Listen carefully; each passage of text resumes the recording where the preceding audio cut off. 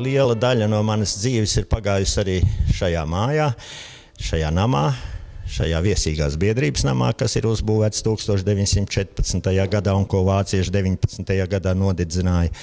Šis nams ir ļoti stipri un spēcīgi uzbūvēts, jo tas ir pārdzīvojis daudz dažādas visādas trīces, gan sabiedriskās, gan arī tīri tādas fiziskās. Šeit bija arī faktiski vienīgā lielā sporta zāle Cēsīs. Šeit spēlēja basketbolu, volejbolu. Manas atmiņas un manas domas ar šo namu jau ir krietni senāks. Tad, kad es vēl mācījos pamatskolā, tad šeit, šajā mājā bija muzikas skola. Un te es tagad drusciņi jau iesāku jau klavieru spēlē pirmās iemaņas. Šitai pašā mājā, jā, es atnācu uz Vidzemi un diriģents bija Krastiņš. Tas bija 52. gadā. Izbraukumi jau bija ļoti daudz, vai ne, un braucam ar vaļējām mašīnām. Šeit ir notikuši arī dažādi izklaides sarīkojumi, karnevāli. Te jau tādi priecīgi brīži vienmēr ir bijuši, kas vienmēr cilvēks ir saistījis. Un es domāju, ka šīs sienas vispār, ja viņas spētu runāt, viņas daudz kaut ko pateiktu.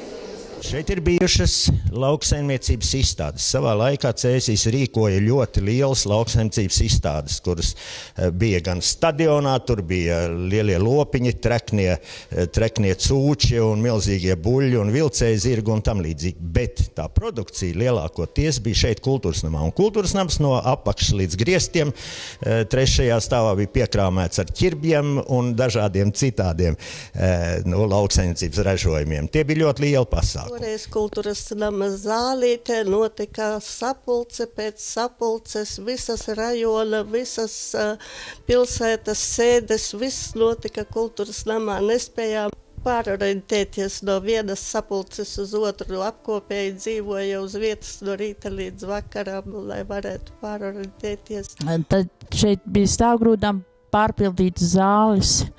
Tepat ir bijis līdz 1000 cilvēkiem ballējuši, ja? Un tad iedomājieties, kāda slodze bija šim namam jāiztur, ja? Kad, teiksim, 1000 cilvēki lec letkis vienā ritmā. Bija ļoti grūts darbs, toreiz bija vieni izbraukumi,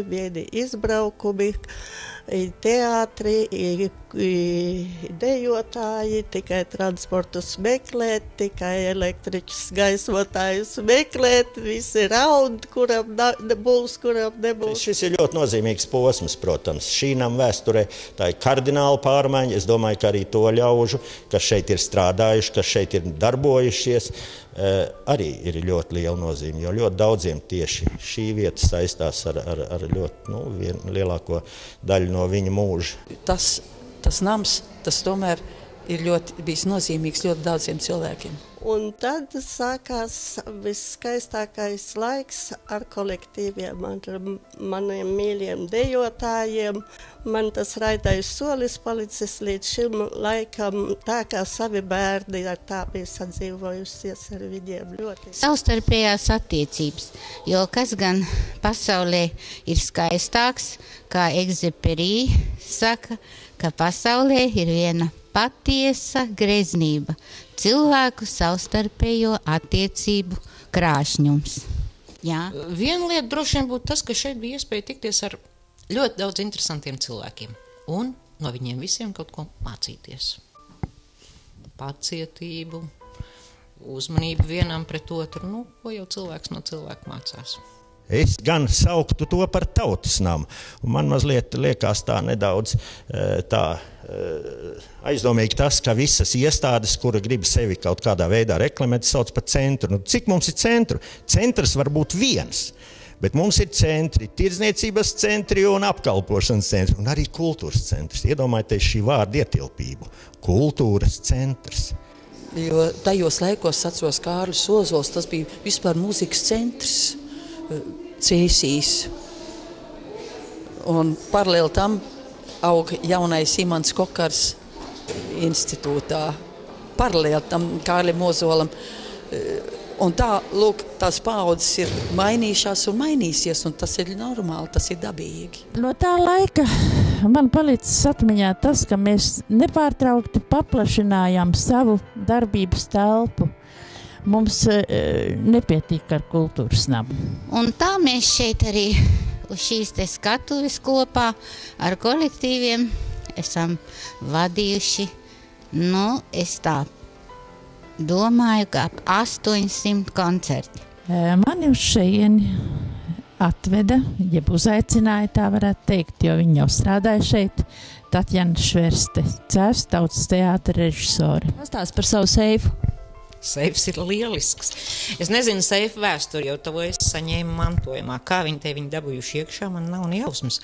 Un vēl joprojām, visu laiku man liekas tā, kamēr to seifu nedabūs ārā, te nekas nevar notikt. Seifam gājas cauri visādi naudu, krievu rubļi un repšiki un lati. Un, protams, seifam ir bijuši labāki laiki, ne tā kā tagad, ka viņš ir tā teikt diezgan tukšs. Un čīkst viņš lielisks.